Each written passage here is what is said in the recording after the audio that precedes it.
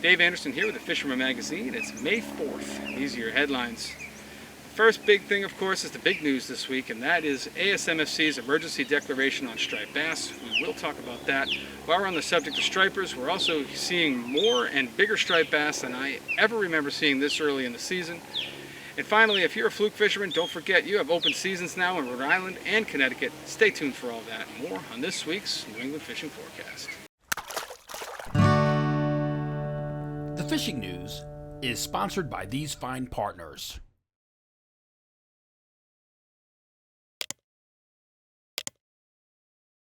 For more than 20 years, anglers everywhere have come to know one thing, that nothing says no to fish bites. So let's just start things off with the big news, and that is the ASMFC's declaration on striped bass. If you have spent any time on social media over the last couple of days, you are aware that this is happening. And if you've dared to click into any of the comment sections on those posts, you are innately aware of the full sphere of possibilities with regard to how people are taking this news.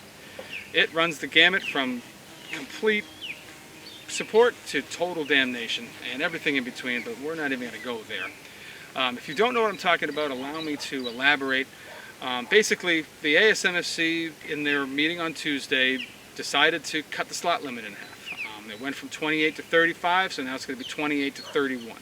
The reason that they did this is because the 2022 numbers show a lot of overfishing occurring with regard to striped bass. And with their rebuild goal of 2029, which is only 6 years away, their numbers are showing a very low possibility of achieving that goal without that 2015 year class. So basically what they did is they cut the slot limit in half to slot out the 2015 year class, which many consider to be like the golden year of stripers. It's not the biggest recruitment year of all time, but it is the best one that we have in the pipeline. And it's the one that most people feel gives us the best chance of rebuilding. So those fish are over 31 inches as of this year. And so by cutting the slot off at 31 inches, that protects those fish from harvest and at least would seem to give them the best chance at having many, many successful spawns and helping them achieve their 2029 goal, the total rebuild of the striper stocks. This is not a new concept. If you're old enough to remember, when the minimum size for stripers was 36 inches, like I am, I was, 10, 11 years old, and I remember going out and having a hard time catching keepers. And I'm sure that brought on some unhappy anglers. But it also worked, or at least it seems like it did. And we had by the early 2000s, we were fishing in what was thought to be historic highs, too big to fail, as they said. So I think what they're doing is just hoping that this same concept will work again. Hard to say whether it'll actually work or not, but if this is true, if the reason that they cut the slot limit in half is just solely to protect that 2015 year class, then, applying some basic logic to this, you would think that it would be possible to relax those regulations over time. So maybe next year or maybe the following year we'd see the slot limit opened up to 32 or 33 inches. So we'd be 28 to 32 or 28 to 33. And then, maybe in a year or two after that we'd get back out to 35. We'll see if they actually do that. I certainly hope that we do. But for now, there's absolutely nothing that anybody can do about it. This is going to be the law. It's been said to be effective immediately, and they've set a deadline for all the states to enact a law that makes this into law for all fishermen by July 2nd. But I will tell you right now, it's going to happen a lot sooner than that. So get ready for a 4-inch slot, and if you really want to do your part and help out with this, just really take some time to practice the best possible release methods that you can, because I think that's one of the biggest things right now is release mortality. And if we can all do a little bit better, get those fish in the water a little bit faster, I think we're going to see, at least I hope, in my heart of hearts, I hope that we'll see an even better result at the end of this rebuilding period. The other thing, of course, is the giveaway, which is ongoing. I got a couple more photos this week. Still 2 front runners, though. it's looking like a two-horse race right now. But at the same time, we've got a lot of species coming in right now. We've got a lot of fisheries coming alive right now, and it's still anybody's game. This one's going to wrap up on May 17th, so we still got 2 weeks until we let the ink dry on who wins this thing. So get those photos into me at danderson@thefisherman.com or text them to the number on the screen. And of course, the only stipulations are that it has to be a recently caught fish and it has to show you in the photo. So send those in and we'll see who wins. Subscribe to the Fisherman magazine today and compete in the Dream Boat Fishing Challenge. It's the Fisherman subscriber-only season-long region-wide multi-species fishing competition to win a Steiger craft and many more prizes. Subscribe, fish, win. Starting things off in Massachusetts, I talked to James Jukes this week. He's under the weather, couldn't do a video, but he did tell me that the striped bass fishing is really starting to come into bloom up there. He got his first fish of the year on May 1st. And since then, just a couple days since then, he's gotten reports from friends of fish up to 36 inches. It just seems to be one of those years where the bigger fish are just moving through at a, I don't know, they're just racing through and just filling in everywhere that we get reports from. It's been amazing. He also said the freshwater fishing up there continues to be awesome. They're getting largemouth bass, they're getting some pike in the Merrimack, they're seeing some carp action, and all the trout stocked ponds are just pumping out fish right now, so that's good. Got a report from Bando Trapper this week. He said that the bass fishing inside the city limits is alive and well, doing very well on largemouth and a few smallmouth bass, also some crappie. So that fishery is still burgeoning. Jumping down toward Plymouth, that's where we're starting to see the beginning of like the really good striper action. Places like the North River and Ellisville are putting out lots of schoolie-sized fish. We're getting some fish in that 30 to 36-inch range, and it's only going to continue to get better and better from there. We've got some reports of some bigger fish in the canal, and you know where they're going to go. Heading out onto the Cape itself, the lower Cape, or actually the upper Cape, I should say, is producing very good freshwater results, still good trout fishing, good bass fishing, and you're finding that pretty much throughout most of the Cape, as a matter of fact. It's sort of a battle of the species out there because the stripers are starting to move in with such fervor now. Getting out a little bit further onto the Cape, we got the first reports of winter flounder in the Sassuat area. So that fishery is popping off now. You can call Gray Dolphin, you can call Jason Colby with Little Sister and get in on that fishery. Going down through across to like the outer beaches, we've got no striper reports or anything out on the outer beaches, but you just basically have to turn that corner a little bit, get up into Pleasant Bay, get up toward Chatham, and we're starting to hear about schoolies. And then the further west you go, it's just the more and bigger fish that you hear about. You go along the Nantucket Sound shoreline, and we're hearing about some keeper-sized fish in that area. You get up into Buzzards Bay, you've got a shot at getting some fish up into the high 20-pound range. You jump up into the canal. I talked to East End Eddie today. He didn't do a video this week. I'm hoping he's going to do one next week or the week after.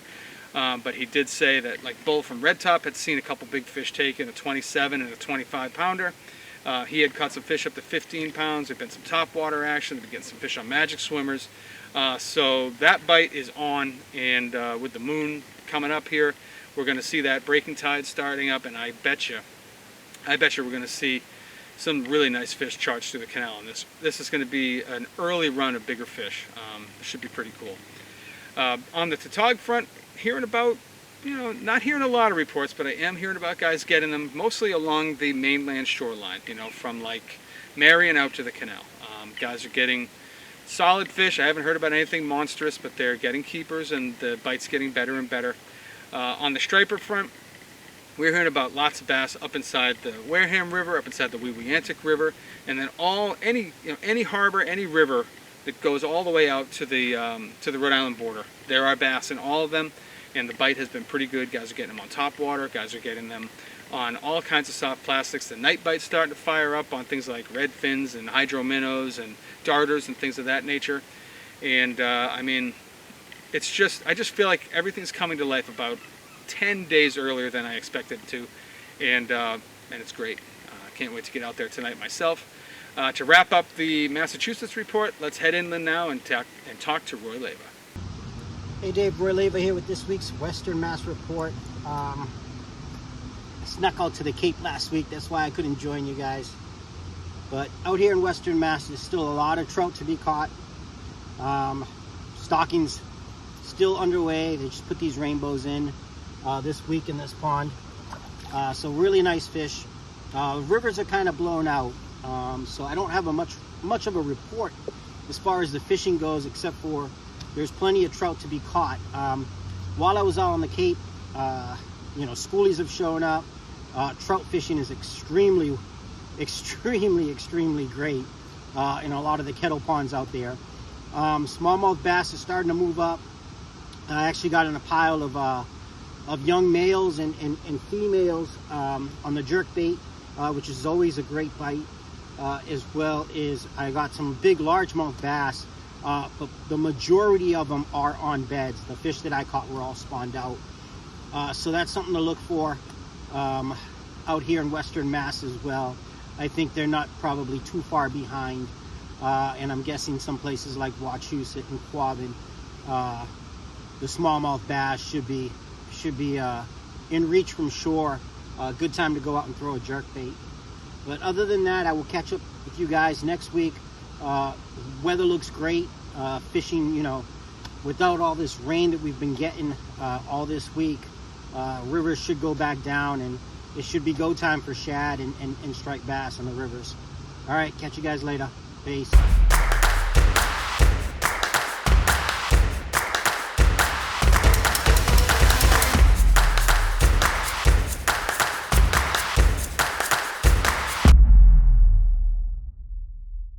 Over in Rhode Island, the main topic of conversation right now is striped bass, and I have never seen bigger fish this early. I already have a report of a 40-pound fish from Narragansett Bay. Never seen that happen in April. I think that was like April 27th that fish was caught. So that just absolutely blew me away. And we're hearing lots of reports of teen-sized fish from like Bristol all the way up to Providence, a few 20-pound fish mixed in. There's also some fish up inside the Taunton River of that same caliber. And then all of the other rivers and little coves and bays and everything, they've got stripers in them of various sizes. A lot of mid-sized schoolies up to 28, 30 inches. Guys are getting them on a whole host of items. One of the things that's been really popular though is the 5-inch no live bait needed paddle tail. That thing's been crushing for a lot of guys, and we're hearing a lot of topwater action as well. So you got that, and it's a lot of that bite is being fueled by peanut bunker. It's almost like fall up there.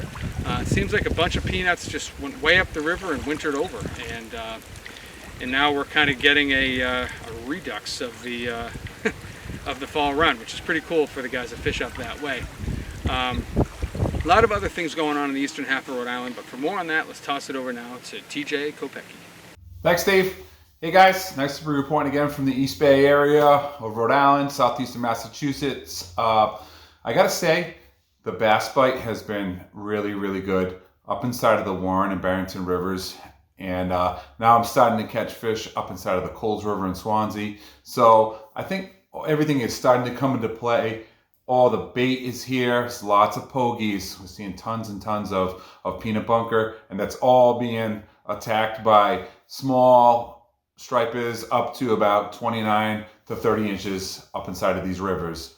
I had a chance this weekend to get out inside of the bay, and we actually did really well with the tug. I had fish up to 24 inches, and while we were out there, there was lots and lots of birds working. So we actually got on a really good striper bite too. She's more than a handful of fish caught both ways. For the tautog, we were using crabs. For the stripers, we were just casting soft plastics, and actually we're catching a couple on some epoxy jigs. So it just led me to believe that they're kind of feeding on all kinds of size baits. So if you have a chance to get out in the bay, things are actually really good, and it looks like the weather's going to cooperate for this weekend coming up and into the next week. It was kind of lousy, so you have a good opportunity for that. And then one other thing that is coming up as I look back at my records, I think we're going to have a good week or into the next week catching squetig. And some of the good spots to catch those are up in those tidal rivers, way up inside the Palmer River, which comes out of the Warren River. You can get them up in 100 Acre Cove. You can get them way up in the Coles River, which I've done before too. So if you can get up in some of those estuaries, Pink is probably the best bet on a soft plastic. They like squid with a bucktail. There's a lot of stuff you can try, but I think things are a little ahead. So I'm looking into my logs, and it shows that I have caught them like 1 week prior, but things are early this year. So that's another good opportunity. So if you have a chance, get out in East Bay and do some fishing, and we'll talk to you guys next week. Now we'll stay on the subject of stripers. We'll just kind of finish out the rest of the state. We are starting to see some bigger fish running like the beaches of Newport, like in the beach corners. Fish up to like 33, 34 inches are being taken in that area, and good numbers of smaller fish. When you get out to South County, especially around the breachways, we're starting to see some fish that are, getting close to 40 inches. It's a wide mix. You're not going to go there and guarantee to catch a 40-inch fish, but the breachways have a lot of bait. There's a lot of squid around the breachways right now, and it's pulling in, good numbers of bass. And like I said, the biggest fish that I'm hearing about are pushing 40 inches. Also hearing about some bluefish in the area, and I expect by the next week's report, most of Rhode Island will have bluefish reports to pass along. The other species that we're seeing that's getting a lot of attention right now is blackfish. And the blackfish bite is just getting better and better, and it's going to continue to do that throughout the rest of this month. The fish are up shallow, 20 feet or less. Guys have gotten some nice fish up in 5 feet of water. Haven't heard of anything gigantic in Rhode Island, but I have heard of a lot of solid fish, up to the threshold of double digits. 7 to 9 pound fish have been fairly common. Good numbers of keepers are being taken as well. And that pretty much encompasses the entire state. Anywhere you can find, the toggy bottom, and anywhere you can find those sticky bottom with lots of rocks and things like that. But the epicenter is definitely still in that same area, from Point Judith over to like Satuous Point, and then up into all 3 passages to the bay. You can, and even way up inside the bay, up inside the Secundit, up inside the East Passage, up inside the West Passage, and even further north than that. Guys are finding good numbers of tog, and that bite is looking really good. Another thing that kind of surprised me, but I guess it shouldn't have, is we're starting to see some weak fish showing up again in the bay. I always feel a little bit surprised because they've been so rare for so long, but over these last few years we're seeing more and more weak fish, and we're starting to see some of those fish now pulling into like Apponaug Cove area, and up around Goddard, and then up into like the Kickamuit. So the weak fish bite is beginning, and who knows how long it'll last, but right now is a good time to get out there and try to target those fish. On the freshwater side of things, the trout fishing is still very good. The state's still doing a little bit of stocking, so you're going to find any one of these ponds that's been stocked with trout is going to be putting out some fish. Still hearing some good largemouth reports, although starting to wane a little bit. I think the fish are now definitely on the beds at this point, and that tends to slow down the fishing for a lot of the guys, at least the guys that I talk to. But there are still some fish being taken, and still some nice ones being caught. And that's what I have for you guys in Rhode Island this week. Moving over into Connecticut, of course, you have to remember that the blackfish season is now closed.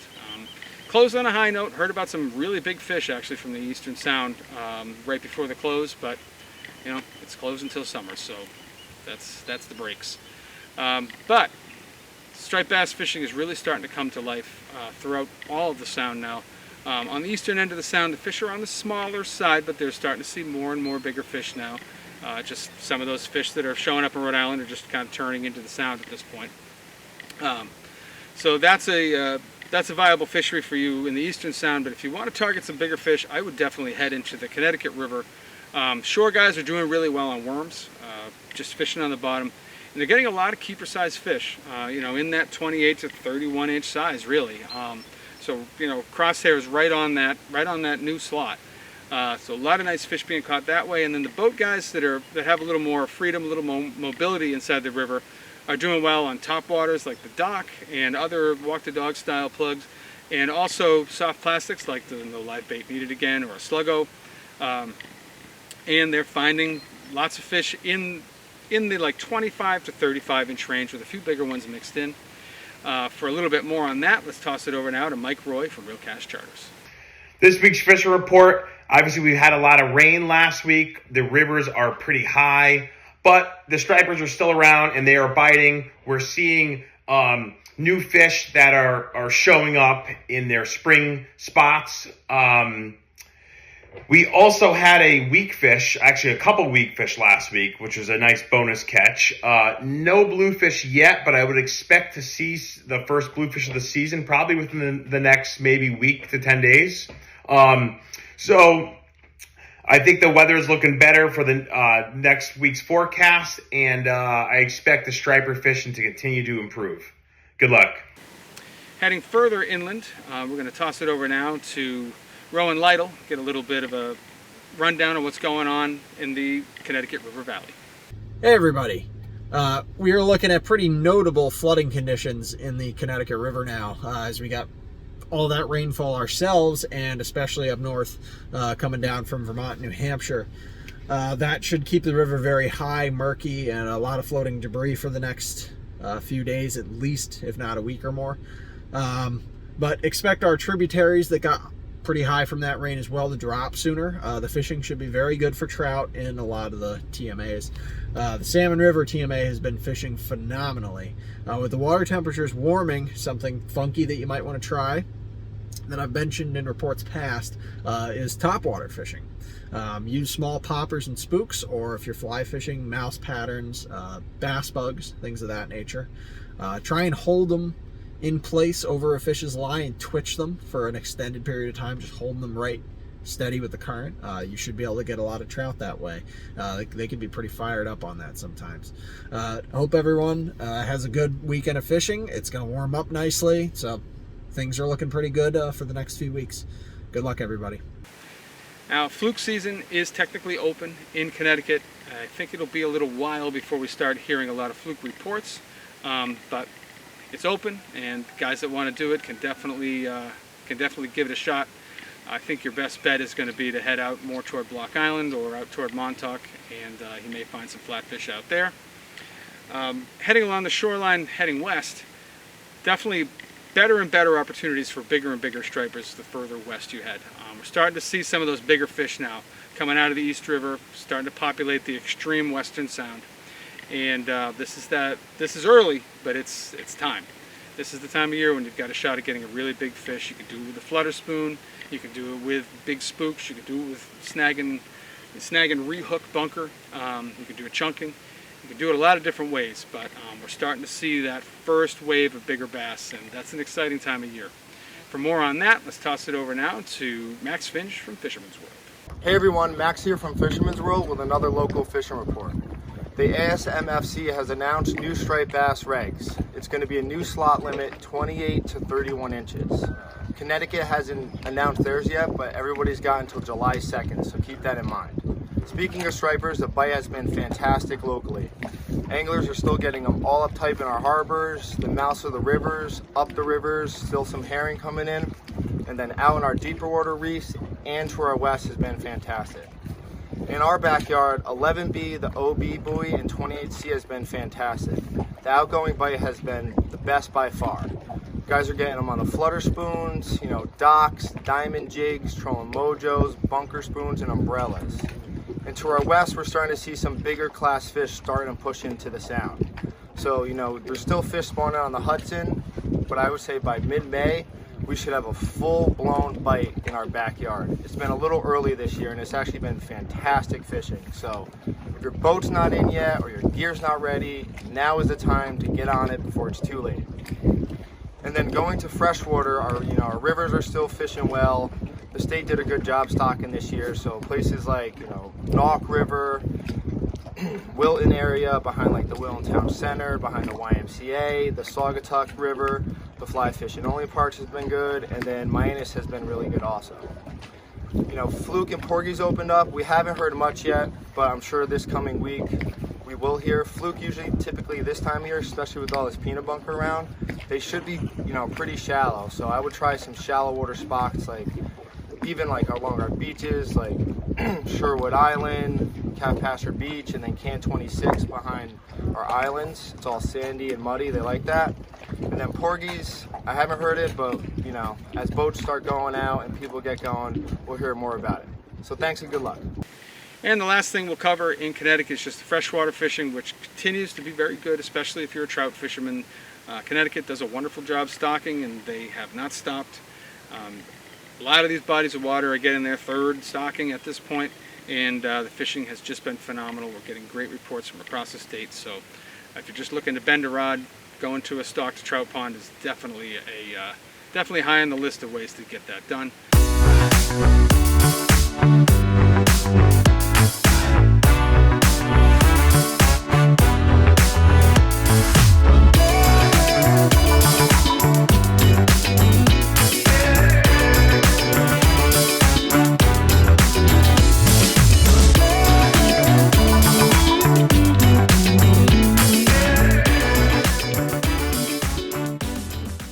And that's what happened for you guys in the reports this week. Hopefully they're going to inspire you to get out there. We've got beautiful weather. We've got all kinds of species moving in. We've got a lot bigger stripers than we typically have in the first week of May. Just a lot of great things going on. No reason not to get out there. So get out there, take some pictures, send them in to me, and maybe you might win something. If you're not a subscriber to The Fisherman, I highly recommend you head over to our website. That's thefisherman.com. You get enough free content down there to give a full taste of what we offer. We cover everything from Delaware all the way up to Maine, and all different types of fishing, from fly fishing, surf fishing, inshore, offshore, travel. It's all covered. So come on over there, check us out. And if you're still not 100% convinced, at least give us a like and subscribe here on YouTube, and hit that little bell thing down there so you get a notification every time we post something new. I appreciate you guys for watching, and we'll see you next week.